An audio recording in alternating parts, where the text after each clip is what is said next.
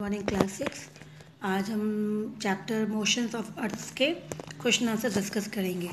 ठीक है, तो अभी हम लोग शुरू करते हैं, स्टार्ट करेंगे exercise fill in the blank से। तो सबसे पहला फिल इन द ब्लैंक्स जो है, dash and dash are the two motions of earth. तो rotations and revolutions,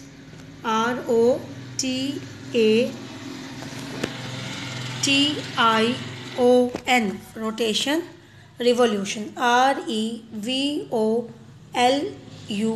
REVOLUTION revolution.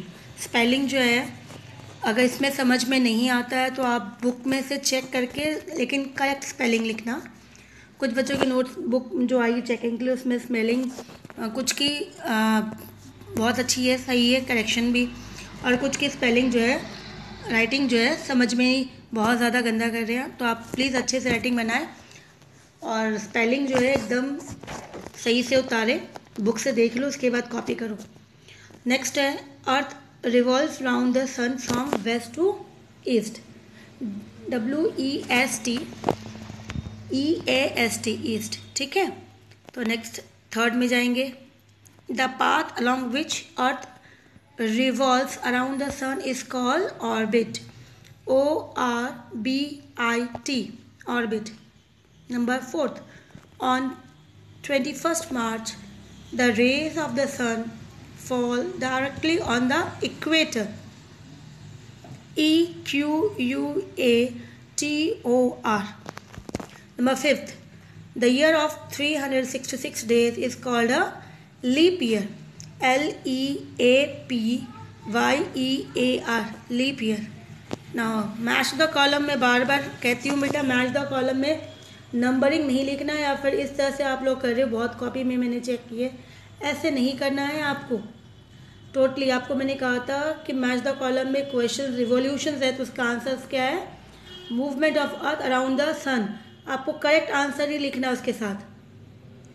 ठीक है, आप अभी क्लास 6 में आ गए हो तो थोड़ा सा इस तरह से सोचो कि इस तरह से करना है, जंबल अप नहीं करनी है, इस तरह से क्रॉस नहीं करना है, वो गलत हो जाता है। तो मोशंस रिवोल्यूशंस का है, movement of earth around the sun, rotations, movement of earth on its own axis, spring equinox, vernal equinox भी कहा जाता है इसको, summer solstice that is 21 June and winter solstice 22 December. ये हो गया। फिर true false, earth complete 1 revolutions around the sun in 366 days and 5 hours. ये गलत है, फॉल्स हो गया। सेकेंड वाला भी फॉल्स है, थर्ड वाला भी फॉल्स है, फोर्थ ट्रू है, फिफ्थ भी ट्रू है। ठीक है, तो first false, second false, third false, fourth true, fifth true. अब हम लोग क्वेश्चन आंसर्स में जाएंगे। सबसे पहले ब्रीफ वाले में तो क्वेश्चंस पढ़ लेते हैं। सबसे पहले, what causes day and night. Answer तो ये बहुत ही वन वर्ड वाला देख लो, what causes day and night. Day and night किससे होता है, रोटेशंस, आंसर हो गया। What is the circle of illuminations. तो ये सब जो छोटे छोटे सर्कल ऑफ इल्यूमिनेशन मतलब जहाँ पे लाइट्स, डार्क लाइट ऑन, जो लाइट सन की रोशनी जहाँ मिलती है वो लाइट हो गई, डे हो गई। और जहाँ डार्क पोर्शंस है तो जहाँ पे सन की लाइट नहीं जाती है उसको इल्यूमिनेशंस कहा जाता है। तो ये चीज़ें हैं। Number third, when are day and night equal, कब है। तो नंबर 1 2 3।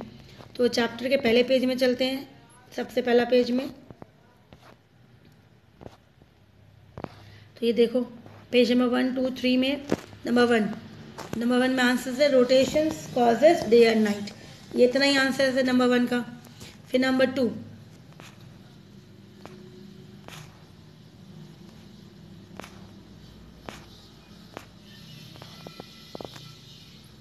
नंबर 2 में क्वेश्चन थे सर्कल ऑफ इल्यूमिनेशंस। अब जहाँ पे अर्थ की पिक्चर्स बनी हुई है, डायग्राम, ये रहा पेज नंबर 1 2 4।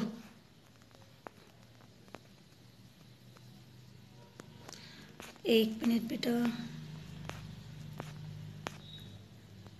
ये रहा, कीवर्ड्स में आएगा, कीवर्ड्स वाले पेज में आओ, पेज नंबर 127 में पेज नंबर 1 to 7 में आओगे आप, तो कीवर्ड्स में वो लंबा बहुत वो वाले पेज में लेंदी हो जाता, तो आपको शॉर्ट फॉर्म में जहाँ लिखा है वो मार्क करवाना है। तो circle of illuminations an imaginary line that separate the lightened part of the earth from the dark one. जो एक लाइन जो इंक्लाइन लाइन है, जो लाइट ईयर्स जहाँ से सन को रोशनी मिलती है इस एरिया को, और ये वाला डार्क पोर्शन हो गया, तो जो लाइन है इंक्लाइन एक्सेस वाली, इस एरिया को कहा जाता है लाइन ऑफ इल्यूमिनेशंस। ठीक है, तो ये इतना ही बताना। नंबर 2 हो गया। फिर नंबर 3 क्वेश्चंस क्या थे, 3 4 पढ़ लेते हैं। हाँ, डेज एंड नाइट कौन कौन से डेज एंड नाइट जो इक्वल होती है, और 2 factors are responsible for the occurrence of seasons. तो नंबर 3 D3 पीछे से, इधर पीछे भी एक है देखो, तो D3, तो ये रहा D3। पेज नंबर देख लेना बेटा, पेज नंबर कौन सी है, 125 में, 125 में है। सबसे पहले ऑन 21 मार्च, ठीक है, इतना ही बताना, ऑन 21 मार्च कॉमा कर दोगे, ठीक। फिर नेक्स्ट पेज में जाओगे, ये इनकम्प्लीट है। फिर आओगे नेक्स्ट पेज में, आओगे नेक्स्ट पेज में 20 ऑन 23 सितंबर ये लिखोगे।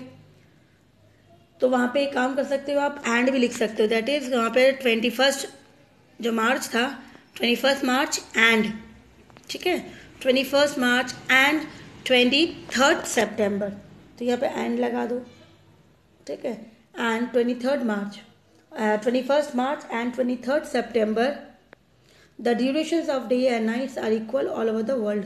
लास्ट में ये लाइन लिखनी है, तो ये फर्स्ट लाइन लिख लेना 1 लाइन में, सेकेंड लाइन में ये वाला लिख लेना है, the duration of night and days are equal all over the world, ये 2 दिन जो है, ठीक है। फिर नंबर 4 5 पढ़ लेते। Causes effects and rotation of effects में क्या है, नंबर D4, सबसे पहले D4 में चलते हैं। तो D4 में सीजन्स जो है, सीजन्स किसके कारण होता है, season are caused by the revolution, सबसे पहले रिवोल्यूशन एक है, और दूसरा because of the tilt, earth जो है टिल्ट है इसके कारण भी इससे अफेक्ट होता है। तो 2 फैक्टर हो गया, because of rotation and tilt of the earth. तो ये यहाँ से यहाँ है, पेज नंबर देख लेना, सीजन्स वाले पेज में कौन सा पेज है, ये डायग्राम वाले 125 में है। अब हम रिवोल्यूशंस के, रोटेशंस के इफेक्ट्स में जाएंगे, तो ये नंबर D5 है, इफेक्ट्स।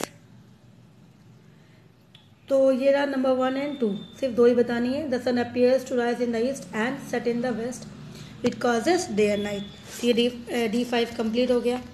अब हम लॉन्ग में जाएंगे, लॉन्ग आंसर्स। तो उससे पहले क्वेश्चंस को डिस्कस कर लेते हैं। क्वेश्चंस क्या है, the difference between summer solstice and winter solstice के दोनों के बीच में डिफरेंसेस क्या है, और कॉजेज ऑफ रिवोल्यूशंस की, ठीक है। पहले 1 और 2 कर लेते हैं। तो summer solstice and winter solstice, page number आ जाओगे, लास्ट पेज में ही है, E1 पेज नंबर 126 में आओगे। तो summer solstice because of incline, जो हमारा अर्थ इंक्लाइन है, थोड़ा टिल्ट है ना, उसके कारण। तो जहाँ पे देखोगे समर सॉलिस्टिस जो है नॉर्थर्न, तो नॉर्थ में अगर आते हैं तो इस एरिया में जो है समर हो जाता है, वहीं पर ही नीचे साउथ में उसी समय क्या हो जाता है, वो विंटर हो जाता है। तो उसके बीच में हमें डिफरेंसेस बताना है। तो ऊपर हेडिंग लिखोगे बेटा समर सॉलिस्टिस करके, ठीक है। तो जैसे यहाँ पे देखो मैंने टिक करके रखा है, इस तरह से समर सॉलिस्टिस पर हेडिंग लिखना, मार्जिन डालना, फिर नंबर पॉइंट 1 2 3 ये पॉइंट लिखा, फिर विंटर सॉलिस्टिस में हेडिंग डाला, फिर उसमें पॉइंट नंबर 1 2 3 इतना ही करना है, ठीक है। तो ये E नंबर 1, तो ये नंबर 1, ये भी E नंबर 1 है, बट ये point E number 1 point 1 point 2, ठीक है। अब नंबर 2 में क्वेश्चन थे रिवोल्यूशंस की इफेक्ट्स। तो रिवोल्यूशंस के इफेक्ट्स पेज नंबर 1 to 5 में आ जाओ। 1 to 5 में रिवोल्यूशंस के इफेक्ट्स आ जाएंगे। 1 to 5 में पेज इफेक्ट्स ऑफ रिवोल्यूशन दिख रहा है, तो उसके पॉइंट नंबर 1 2 3 ये कर लेना है, ठीक है। ये आपका E2 हो गया। E3 का क्वेश्चन एक बार पढ़ लेते हैं। E3 में क्वेश्चन क्या पूछा है, E3 में what is why the circle of illumination does not coincide, एक मिलते क्यों नहीं दोनों with an axis of earth, क्योंकि अर्थ क्या है, टिल्ट है, टेढ़ा है ना, बस यही एक आंसर है इसका, क्योंकि वो थोड़ा टेढ़ा है, इसके लिए वो दोनों लाइन मिलते नहीं है, नहीं तो दोनों लाइन मिल जाते, मर्ज हो जाते। तो यहाँ पे आंसर जो है आपके page number E3, page number देख लो बेटा, पेज नंबर 124 में आएगा, 124 में। तो यहाँ पे 124 में ये देखो, सिंस ये टेढ़ा है ना तो दोनों लाइन मिल जाता, since the earth is tilt, दिख रहा है ना, इस तरह से ये लाइन है, फेक लाइन इधर से आ रही है, तो ये दोनों लाइन कभी भी मिलेंगे नहीं, ज्वाइन नहीं होंगे, इसके लिए see the earth is tilt the circle of illumination does not coincide with the axis, इसके लिए, ठीक है। तो आंसर यहाँ से यहाँ तक, बस E5। तो आपका ये चैप्टर जो है कंप्लीट हो गया। अब आप इसे अच्छे से नोटबुक में कंप्लीट कर लेना, इंडेक्स ज़रूर फिल अप करना, कितने चैप्टर्स आपने कर दिए, उसके चैप्टर्स के नेम, चैप्टर हिस्ट्री या सिविक से जो भी है, और उसको फिल अप कर लेना, ठीक है। तो कंप्लीट हो गया, ठीक है। फिर से आप कंप्लीट करें नोटबुक में, फिर नोटबुक में अच्छे से राइटिंग बना के, फिर हम लोग नेक्स्ट क्लास में नेक्स्ट चैप्टर शुरू करेंगे।